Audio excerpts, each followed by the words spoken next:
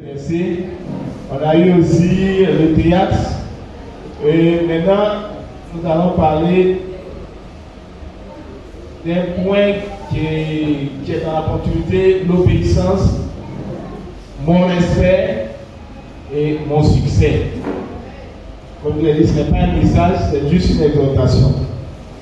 Donc, nous commençons, nous demandons, après, quand on parle de l'obéissance, ça fait allusion à quoi? C'est la question qu'on va se poser. On obéit à qui? Et qu'est-ce qui prouve que nous obéissons? Voilà, à qui est-ce que nous obéissons? C'est ce que nous allons voir. C'est... Excusez-moi, je vois une chose. Sarah, merci pour ce moment. Nous parlons que tout ce que nous faisons vient de toi. C'est toi qui nous donne la force. Nous te prions, Seigneur Dieu, de nous inspirer par ton Saint-Esprit. Nous allons prendre notre Bible dans le livre de Juges, chapitre 13, versets 3 à 5. Juges, chapitre 13, versets 3 à 5.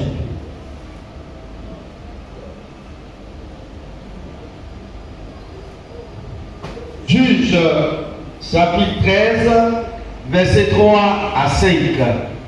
Un ange de l'Éternel apparut à la femme et lui dit: voici, tu es stérile et tu n'as point d'enfant.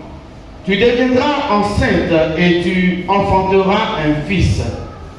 Maintenant, prends bien garde, ne bois ni vin ni liqueur forte et ne mange rien d'impur, car tu vas devenir enceinte et tu enfanteras un fils. Le rasoir ne passera point sur sa tête, parce que cet enfant sera consacré à Dieu dès le ventre de sa mère. Et ce sera lui qui commencera à délivrer Israël de la main des Philistins. Amen. Amen. Qui, en tant que parent, n'aimerait pas entendre cette promesse de Dieu? Qu'on soit le nouveau marié, qu'on ne soit pas marié, qu'on soit en couple, mais une telle promesse de Dieu, tout le monde veut l'entendre. Et tout le monde veut voir la chose se réaliser, pour dire que Dieu existe vraiment. Quand nous remontons derrière, c'est l'histoire d'une maman qui n'avait pas d'enfant. Jusqu'à un certain âge, peut-être qu'elle n'espérait même plus. Et assise dans ses pensées, elle reçoit la visite d'un ange. Le message est tellement clair, tellement agréable, tellement doux à entendre qu'elle n'a pas gardé pour elle. Elle a partagé avec son époux. Lui aussi, il a pensé qu'il a cru que c'était la dame qui, elle avait pris quelque chose, comme elle espérait tellement. Il va trouver une prière.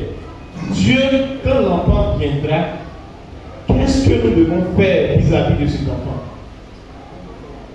C'est vrai, c'est une promesse. On sera content de recevoir cet enfant, mais quelle sera notre conduite vis-à-vis de cet enfant? Pour nous, aujourd'hui, ce n'est pas forcément un enfant. Ça peut être pour moi un emploi, un bon salaire. Mais qu'est-ce que je fais de ce salaire? J'ai besoin d'une voiture. Qu'est-ce que je fais de cette voiture? Donc, l'obéissance, ici pour nous chrétiens, l'obéissance se traduit comme la preuve de l'amour que nous avons pour Dieu. Si nous aimons Dieu, qui nous a fait une promesse, la preuve que nous l'aimons, c'est notre conduite. C'est notre conduite et l'obéissance dans les commandements qu'il nous a donnés. On pourrait dire que c'est de l'Ancien Testament. Mais Jésus lui-même en parlant dans le Nouveau, il nous a dit en Jean 14, verset 15, si vous m'aimez, gardez mes commandements. Garder les commandements de Dieu, ça se traduit en quoi? À obéir, à se soumettre à ce qu'il nous a demandé de faire. Il y a une règle qu'il nous a donnée. Il y a un ordre qui nous a été dicté. Donc être soumis à Christ ici, c'est nous laisser gouverner, nous laisser diriger par Dieu, sinon par le Saint-Esprit. Donc l'obéissance va engager le chrétien à s'ouvrir à la volonté de Dieu. Mais quelle est cette volonté pour nous? Quelle est la volonté de Dieu pour nous? C'est qu'aucun de ses enfants que Dieu lui a donné ne périsse. Aucun chrétien nouveau-né, nouveau baptisé, chrétien ayant été fondateur ou bien apôtre dans l'église, ayant bâti l'église, Dieu ne veut même pas que un de ces enfants-là abandonne sa voie. L'obéissance en cela va nous imposer de faire confiance, une confiance aveugle, une confiance totale en Dieu, notre Père, devant les situations comme les versets les tout petits l'ont dit.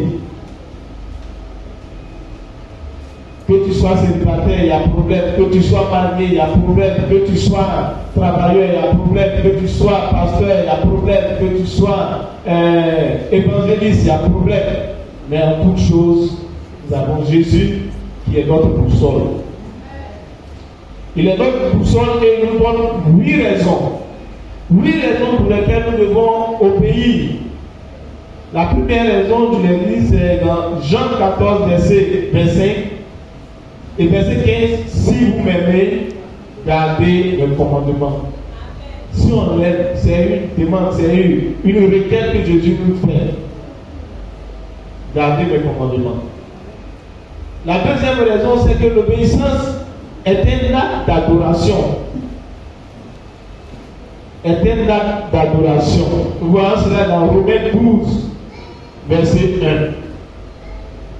Il nous dit, je vous exhorte donc, frères, par les compassions de Dieu, à offrir vos corps comme un sacrifice vivant, saint, agréable à Dieu, ce qui serait de votre part un culte raisonnable. Nous sommes en fin d'année. Nous sommes en fin d'année.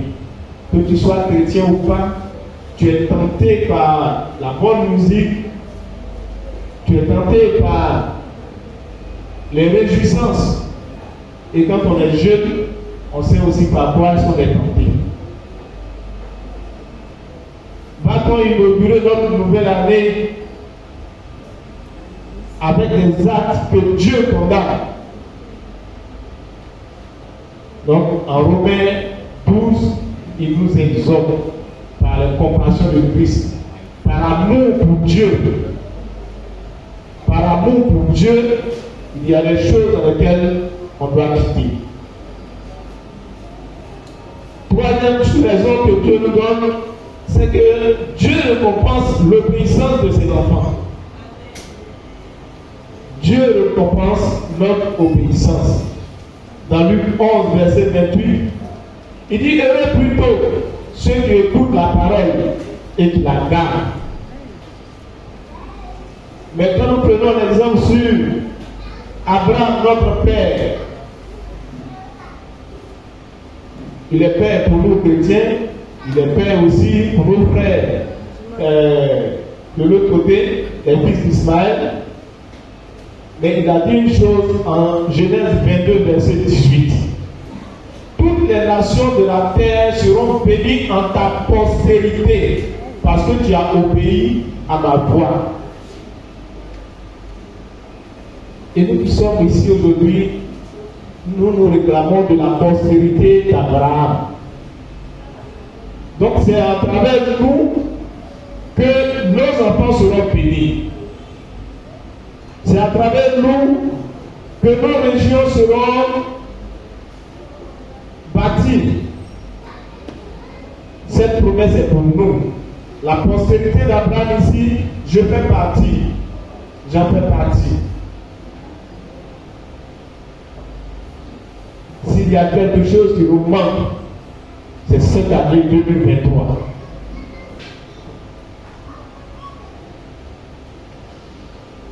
Quatrième point, l'obéissance à Dieu prouve notre amour. Notre amour. Mais l'amour ici signifie quoi? Signifie de faire ce que Dieu nous a commandé. Et il nous a commandé de nous aimer les uns les autres.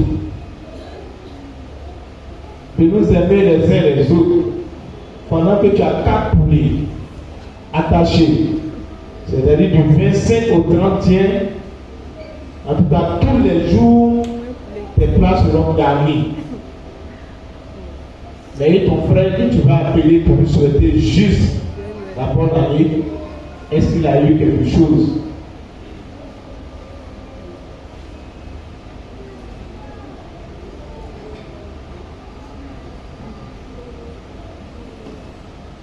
Jean 5, verset 2 à 3. Nous connaissons que nous aimons les enfants de Dieu lorsque nous aimons Dieu et que nous pratiquons ses commandements. Car l'amour de Dieu consiste à garder ses commandements et ses commandements ne sont pas pénibles. Ces commandements ne sont pas pénibles. Tout ce qui nous envoie comme charge, tout ce qui nous envoie comme difficulté, ce que nous croyons comme difficulté, peut-être les gens du monde banalisent ça. Mais nous, ça fait un poids pour nous, au point où on a envie même de quitter l'église. Ça fait 18 ans que je suis là, je n'ai rien vu. Alors que l'autre côté, c'est un ministère qui vient de naître et tous ceux qui sont dedans ont eu du travail.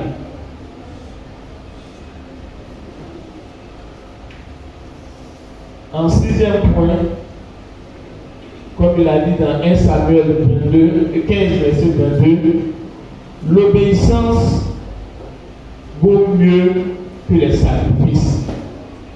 De nous tous qui sommes ici, nul n'est allé voir un marabout, nul n'est allé voir un petit cher. Donc, on se dit, quand on parle de sacrifice, on se dit, je n'en fais pas partie.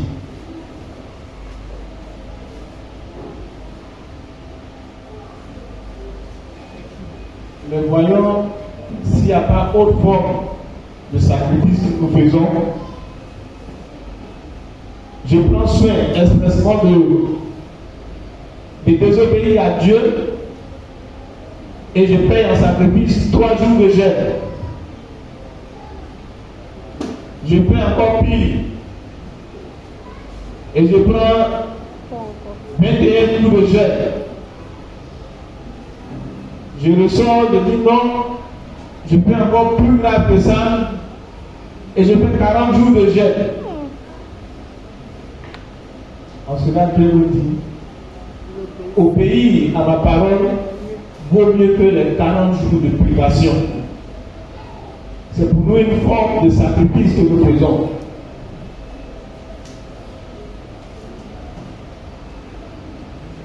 En 7e point, la désobéissance mène au péché, à la déchéance et à la mort.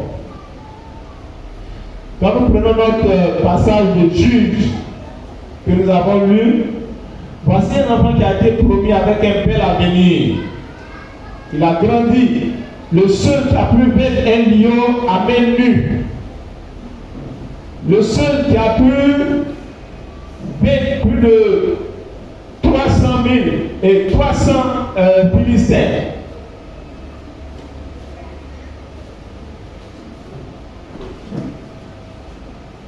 Le seul qui est capable de détacher les portes, les murailles des murs de la ville.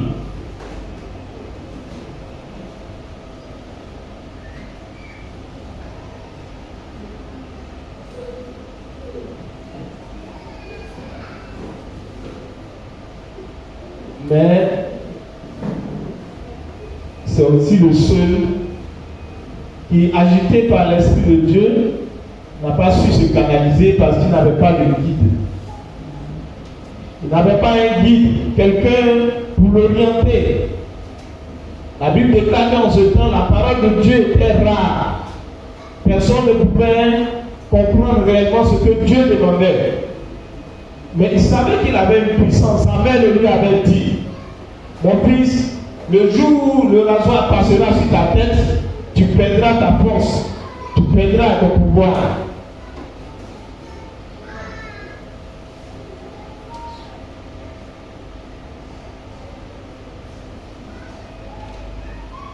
La désobéissance, la mort spirituelle, la mort dans nos activités, la mort dans nos entreprises. Et le 8e point, par l'obéissance, nous expérimentons les bénédictions d'une vie pleine, sainte et agréable à Dieu. Dieu nous aime et nous donne tout ce dont nous avons besoin. Il nous le donne.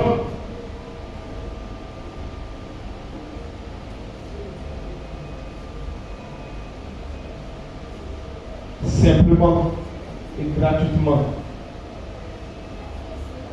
Le verset pouvait dire, venez et achetez sans argent. Pour obéir à Dieu, on n'a pas besoin d'argent, on n'a pas besoin de moyens financiers, mais juste oui Seigneur, Amen Seigneur.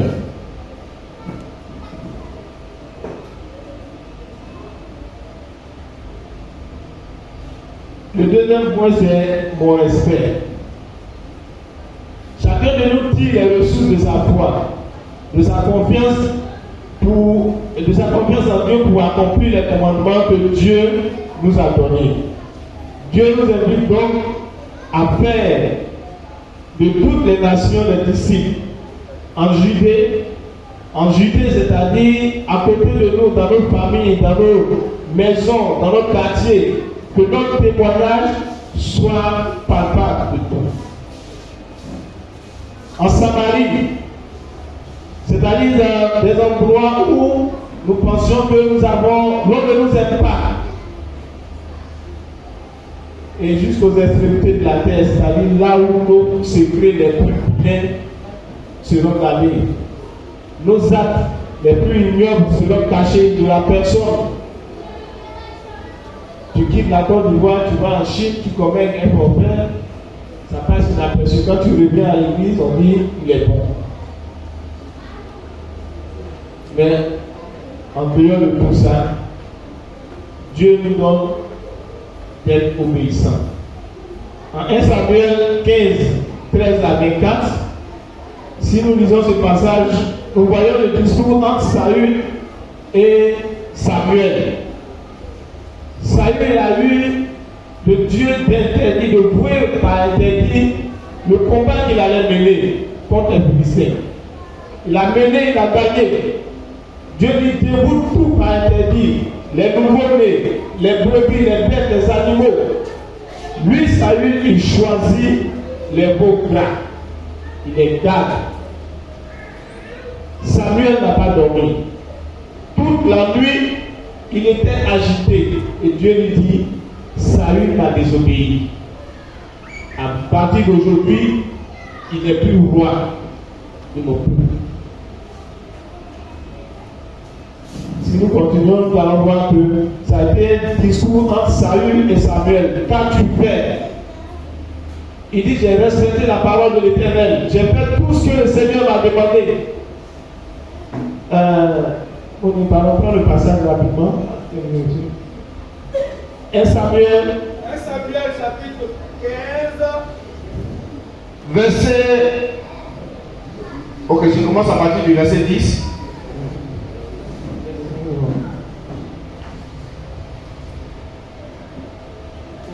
L'Éternel adressa la parole à Samuel et lui dit, je me repens d'avoir établi Saül pour roi, car il se détourne de moi et ils n'observent point mes paroles. Verset 13, la page verset 13. Verset 13. Samuel se rendit auprès de Saül et Saül lui dit: Sois béni de l'Éternel. J'ai observé la parole de l'Éternel. Samuel dit: Qu'est-ce donc que ce bêlement de brebis qui parvient à mes oreilles et ce mugissement de bœuf que j'entends? Saül répondit: Ils les ont amenés de chez les Amalécites parce que le peuple a épargné les meilleures brebis et les meilleurs bœufs afin de les sacrifier à l'Éternel ton Dieu, et le reste nous l'avons dévoué par interdit. Samuel dit à Saül: Arrête, et je te déclarerai ce que l'Éternel m'a dit cette nuit. Et Saül lui dit: Parle. Samuel dit: Lorsque tu étais petit, c'est bon? Amen. Amen. Dès que Saül a vu Samuel, j'ai fait tout ce que tu m'as dit. Qu'est-ce que j'entends? Ils les ont emmenés. Comme Saül, nous avons tendance à rejeter la faute sur les autres. Qu'est-ce qui s'est passé?